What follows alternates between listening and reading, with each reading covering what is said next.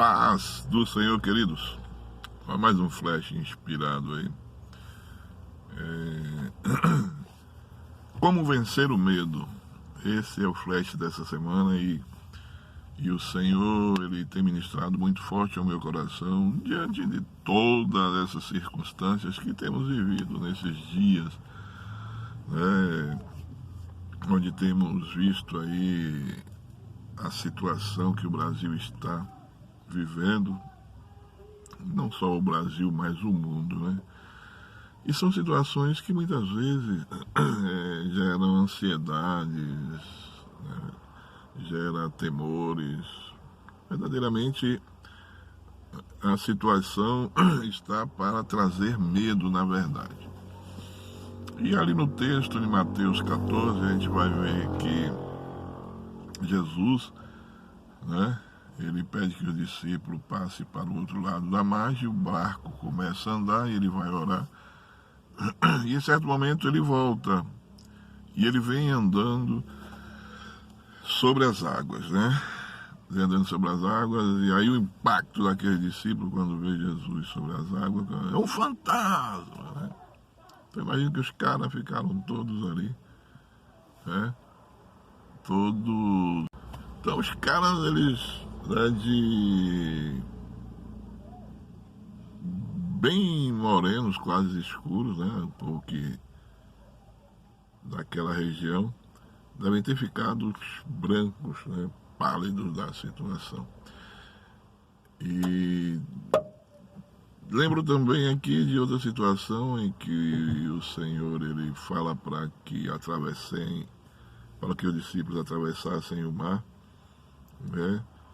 O mar da Galileia, e de repente vem uma tempestade e a galera está lá toda ali se balançando daí, com medo, correndo, Jesus tranquilamente dormindo lá, né, no barco, e não te importa que perecendo. Então o medo, ele é inerente do homem, a gente precisa ter medo, é bem verdade, mas não podemos ser refém do medo.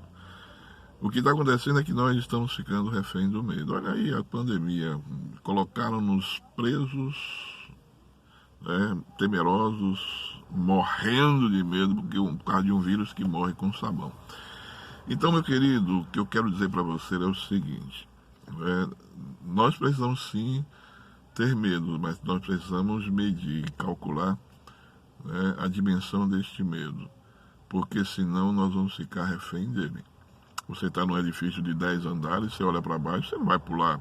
Então esse medo tem que existir dentro de nós. Nós precisamos calcular qual é o perigo que ele pode causar, né?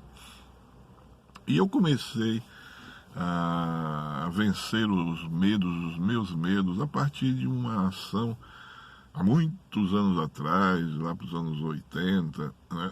Em que eu fui, né, convocado, na verdade, para falar para uma plateia de mais de 300 empresários, homens prósperos, né, empreendedores, e eu trabalhei sempre na área de seguros, e eu precisava dar uma palestra para aquelas pessoas. Na verdade, ela caiu de paraquedas. A pessoa que ia dar a palestra, ele teve um problema de saúde, então eu tive que assumir aquela situação. E quando o nosso coordenador chegou e disse: Rubens, será você a pessoa que vai transmitir para esses empresários a nossa mensagem? E aí eu disse: o quê? E aí as pernas, né, começaram a tremer, o joelho batendo um no outro. Eu ainda jovem, 23 anos. E ali, quando eu vi aquilo ali, eu tinha duas opções: ou avançar ou recuar. Mas aquele momento foi que marcou a minha vida, né? Foi que marcou a minha trajetória desta caminhada que hoje me deixou com 62 anos, e que acho muito vitoriosa a minha caminhada, e que naquele momento eu tive que decidir, tá? Eu tive que decidir sobre o meu futuro, e muitas vezes nós precisamos, né, tomar decisões que vão permear nosso futuro, né? Se ele vai ser bom ou não. E graças a Deus que eu enfrentei aquela situação, fiz a palestra e as pessoas ainda me parabenizaram por esta palestra. Mas poderia ser o contrário. Se fosse o contrário, se eu não fizesse bem, eu pelo menos tentei.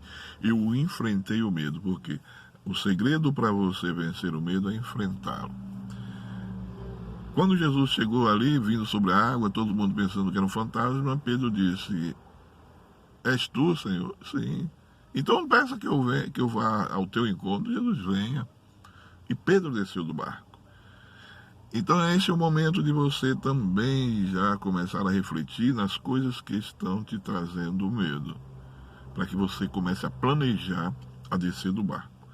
Né? O medo ele é vencido, não é só enfrentar. É claro, primeiro projeto do enfrentamento é a coragem de você decidir, né? Mas aí você vai ter que estudar, na verdade, né, o ambiente, preparar tudo direitinho para você enfrentar. Ninguém enfrenta nada sem preparação. É o que Pedro disse. Olhou, viu e de repente, né, mediu ali a distância, mediu os perigos da situação e disse: peça que eu vá até você. E Jesus diz: venha. Como Jesus é conhecedor de todas as coisas, ele disse: vem. Mas Pedro não é conhecedor de todas as coisas, você não é conhecedor de todas as coisas. Então o que você tem que enxergar é o foco, é o alvo, né, que está trazendo o temor da tua vida, e você analisar e enfrentar e descer do barco. Existem também duas situações, né? Tem aquela situação, além dessa que você está vendo o teu alvo, em que você precisa decidir, mas também existem outras situações em que está por trás, né, da linha do horizonte, você não consegue enxergar, mas está te trazendo medo. Você está sabendo que ali existe algo e que está te causando esse medo, mas você não está enxergando, você não está vendo. E aí o que é que nós temos que fazer? Nós não estamos enxergando, nós não temos distância, não temos, né, a conjuntura daquela situação para podermos medir, né, estudar, planejar. Então o que é que nós devemos fazer?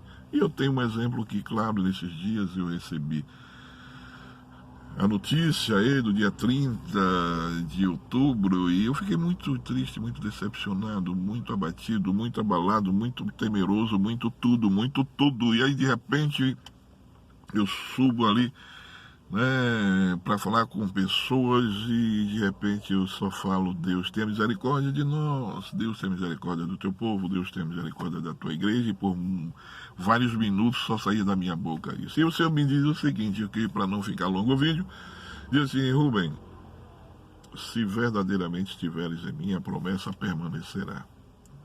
Se verdadeiramente o meu povo estiveres em mim, a promessa permanecerá. E qual é a promessa?